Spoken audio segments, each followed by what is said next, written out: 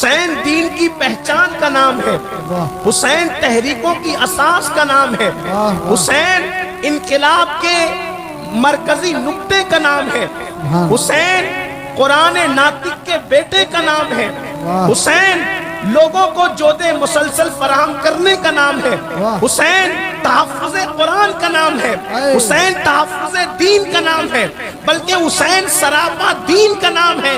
دین کا دوسرا نام حسین ہے، حسین کا دوسرا نام دین ہے۔ حسین صرف دین نہیں بلکہ دین کو پناہ دینے والی شخصیت کا نام ہے۔ اسی لیے کہنے والا کہہ رہا ہے اور پورے وثوق سے کہہ رہا ہے کہ حسین کیا ہے؟ شاہ است حسین، بادشاہ است حسین، دین است حسین، دین پناہ است حسین، سرداد نداد دست در دست یزید، حقا کی بنائے لا الہ الا است حسین۔ میں مختصر الفاظ میں امام حسین کیا ہے یہ بات کر کے اپنی بات مکمل کر لوں گا، لیکن آپ سب جوانوں کی توجہ چاہتا ہوں، اچھی طرح یاد رکھنا، دنیا میں جو بھی انقلابی بن کے اٹھے گا وہ صرف حسینی ہوگا، تبھی وہ انقلاب بپا کر سکے گا۔ آپ دیکھیں ہمارے ملک ہندوستان میں آزادی کی جو تحریک شروع ہوئی ہے وہ حسینیوں نے شروع کی ہے۔ اللہ اکبر۔ فضل خیر آبادی کون ہے؟ اسے حسینی تو ہیں جنہوں نے آزادی کے حوالے سے سب سے پہلے جہاد کا فتویٰ پیش فرمایا۔ حضرت سید کافی مراد آبادی کون ہے؟ یہ حسینی ہی تو ہیں۔ اسی طریقے سے مفتی صدر الدین آزودہ کون ہے؟ حسینی ہی تو ہے۔ پوری دنیا میں آپ دیکھ لیں جہاں بھی جس نے بھی انقلاب کی آگ لگائی ہے، انقلاب کی روح پھونکی ہے، اس کو یہ تحریک کربلا سے ملی ہے۔ اس لیے کہ کربلا کیا ہے؟ جب بھی کبھی زمین کا سودا ہو دوستو، جب بھی کبھی زمین کا سودا ہو دوستو، قائم رہو حسین کے انکار کی طرح، قائم رہو حسین کے انکار کی طرح۔ لوگ سمجھتے ہیں حسین بے کس تھے، حسین بے بس تھے، معاذ اللہ ثم معاذ اللہ۔ ہم سنیوں کا حسین وہ ہے، حسین اس بہادر کا نام ہے، حسین اس جری کا نام ہے، حسین اس شجاع کا نام ہے کہ واللہ کربلا میں حسین لڑنے نہیں گئے تھے بلکہ ملعون چہروں کو بے نقاب کرنے گئے تھے۔ اگر حسین لڑنے پہ آ جاتے تو ایک بھی بچ کر کے نہ جاتا۔ یہ میری عقیدتیں نہیں بلکہ یہ حقیقت ہے۔ لوگ کہتے ہیں امام حسین کا ساتھ کسی نے نہیں دیا، امام حسین کا ساتھ کسی نے نہیں دیا، امام حسین کا ساتھ کسی نے نہیں دیا۔ میں نے کہا نادان، ساتھ دینے کی بات نہیں ہے، حسین نے کسی کا ساتھ لیا نہیں، حسین نے کسی کا ساتھ لیا نہیں، ورنہ فرشتے آئے تھے حسین ہم مدد کرنے تیار ہے۔ حسین نے کہا مجھے نہیں چاہیے۔ جنات کا بادشاہ اپنی پوری برادری کو لے کے آیا تھا کربلا میں، حسین ہم مدد کرنے کے لیے تیار ہے۔ حسین نے کہا مجھے مدد نہیں چاہیے۔ وجہ کیا تھی؟ حسین پاک نے مدد نہیں لیا۔ سنیو اپنے عقیدوں کو درست کرو۔ ہم سنیوں کا عقیدہ یہ ہے واللہ اگر حسین مدد کے لیے پکار لیتے تو پورا کربلا کا میدان ایسا کھچا کھچ بھر جاتا کہ کھڑے رہنے کی بھی جگہ نہیں ملتی۔ نعرہ تکبیر، نعرہ رسالت، ذکر شہداء کربلا، علامہ سید امین القادری صاحب قبلہ، ان سے حنیفی، فیضان لطیفی، الجامعۃ الوقیہ حنفیہ۔ میں اس کو دو باتوں کے ذریعے آپ کو سمجھانا چاہتا ہوں۔ اگر مولا حسین آواز لگاتے تو کہ میدان کربلا میں جگہ نہ ملتی کھڑے رہنے کی بھی، اس کی سب سے پہلی وجہ تو آپ اپنی آنکھوں سے دیکھ سکتے ہیں۔ ارے اگر حسین کا ذکر سننے کے لیے علماء بلائیں تو میدان کم پڑ جاتا ہے، اگر حسین خود بلا لیتے تو کربلا کا حال کیا؟ یہ اصل بات ہے۔ اور دوسری بات سنو، زندہ باد، زندہ باد، زندہ باد۔ اور دوسری بات سنو، اپنے علماء کو سبق سنانے کی نیت سے آپ کی معلومات میں اضافہ کرتے ہوئے عرض کروں، اگر حسین آواز لگا دیتے مدد کے لیے تو سننا غور سے ہوتا کیا؟ صرف جو زمین کے اوپر کے حسینی وہ نہیں آتے بلکہ روئے زمین کے سارے حسینی آتے. جو قبر میں مومنین سو رہے ہیں وہ بھی اپنی قبروں سے اٹھ کر کے کربلا میں آ جاتے, اور جو عالم ارواح میں ہے وہ بھی چلے آتے. آپ کہیں گے یہ آپ غلو کر رہے ہیں, آپ کی عقیدتیں بول رہی ہے. میں نے کہا یہ کوئی غلو نہیں ہے, یہ کوئی عقیدت نہیں ہے, بلکہ یہ سچائی ہے. سچائی کیا سچائی ہے پتا ہے؟ اب ذرا توجہ کرو. امام حسین اگر بلاتے تو میرا دعویٰ ہے پوری دنیا کے آ جاتے, قبر سے اٹھ کر کے آ جاتے, عالم ارواح سے آ جاتے. آپ کہیں گے بڑی بات کہہ دی آپ نے, اچھا اس آسانی سے سمجھاتا ہوں. بولو سب سنی ہو کہ نہیں ہو؟ کتنے سنی ہے ذرا ہاتھ اٹھائیں. ماشاءاللہ. غوث پاک کو مانتے ہو کہ نہیں مانتے؟ کتنے غوث پاک کو مانتے ہیں ذرا ہاتھ اٹھائیں. غوث پاک کو مانتے ہو؟ اب سنو سنیو, یہ غوث پاک کون ہے؟ امام حسین کے بیٹے کے بیٹے کے بیٹے کے بیٹے کے بیٹے کے بیٹے کے بیٹے کے 12ویں نمبر کا بیٹا. غوث پاک حسنی بھی ہے, غوث پاک حسینی بھی ہے. ماں کی طرف سے حسینی ہے, باپ کی طرف سے حسنی ہے, اور بھائی کا بیٹا بھتیجا بھی بیٹا ہوتا ہے, اور بھائی کی بیٹی بھی بیٹی ہوتی ہے. پتا چلا وہ حسن کے بھی بیٹے ہیں اور حسین کے بھی بیٹے ہیں, دونوں کے بیٹے ہیں. لیکن کتنے نمبر پہ؟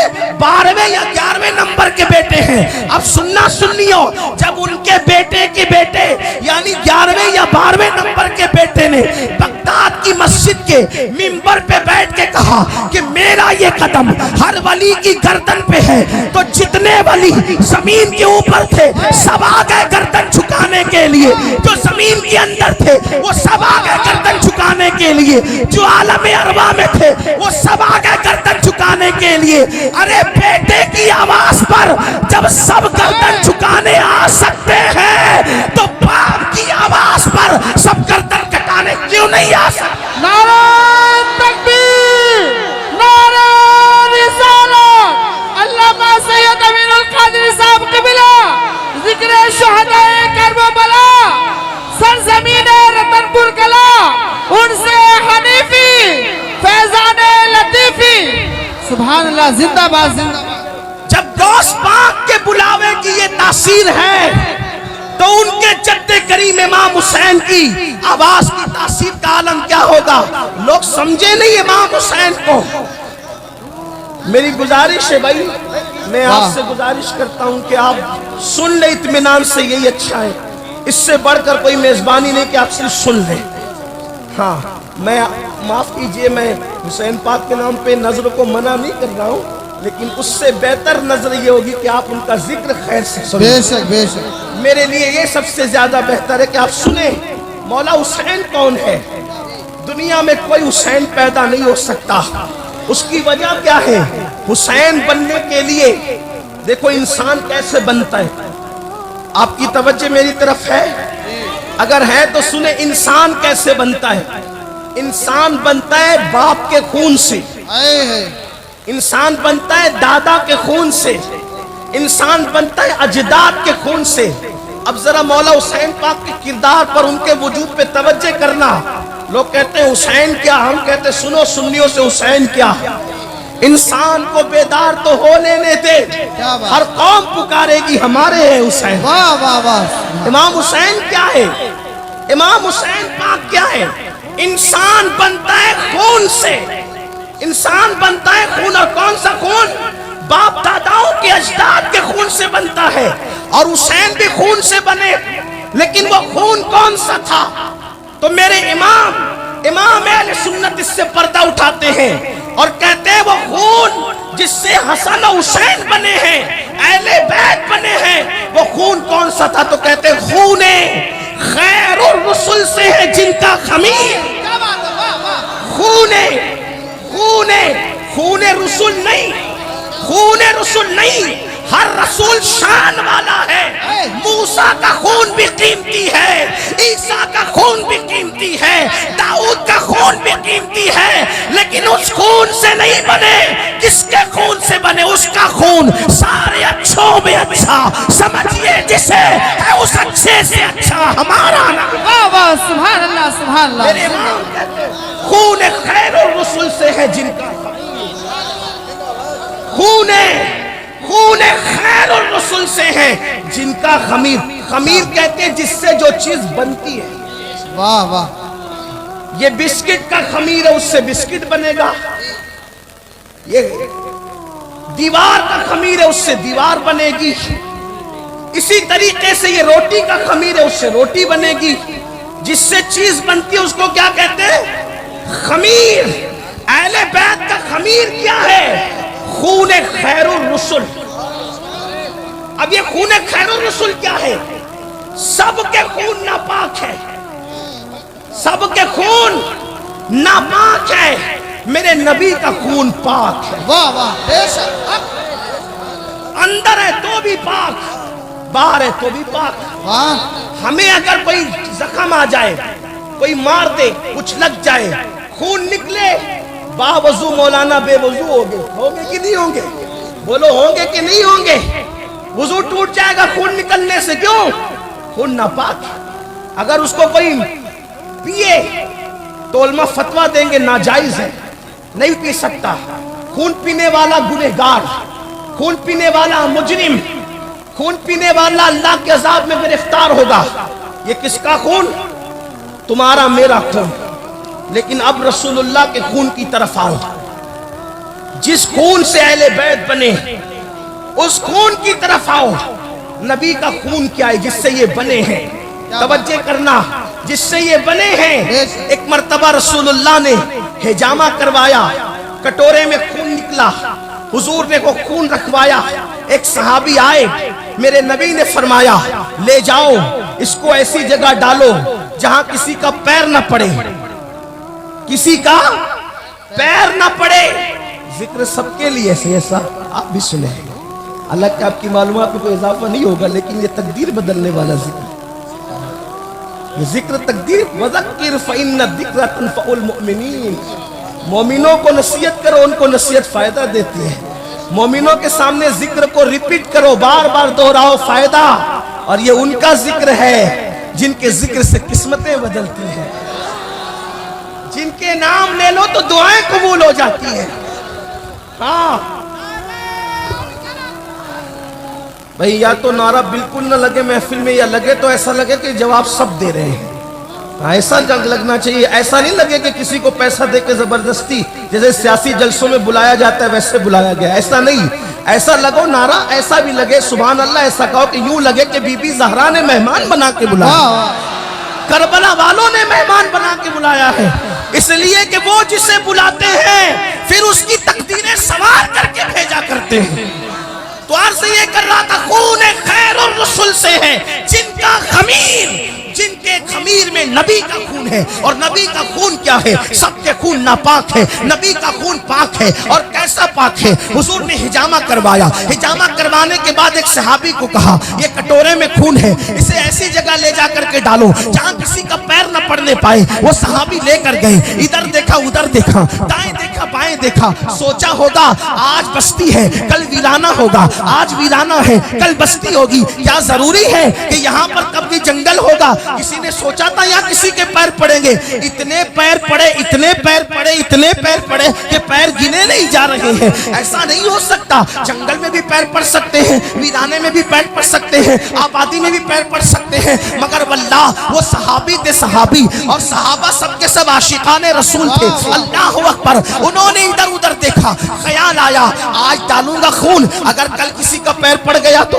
کبھی نہ کبھی تو پڑ سکتا ہے نا. زمین کا احترام کون جانتا ہے؟ اور کسے خبر ہوگی کہ یہاں نبی کا خون ڈالا گیا ہے؟ تو انہوں نے کیا کیا؟ ادھر ادھر دیکھا اور اس خون کو پی لیا. جب اس خون کو پی لیا بارگاہ رسالت میں آئے. میرے نبی نے پوچھا تم نے خون کیا کیا؟ انہوں نے عرض کیا یا رسول اللہ میرے ماں باپ آپ پہ قربان، میں نے خون ایسی جگہ ڈالا ہے کہ قیامت تک کسی کا پیر نہیں پڑے گا. میرے نبی نے مسکرا کر فرمایا شاید تو نے میرا خون پی لیا ہے، شاید تو نے میرا خون پی لیا ہے، شاید تو نے میرا خون پی لیا ہے.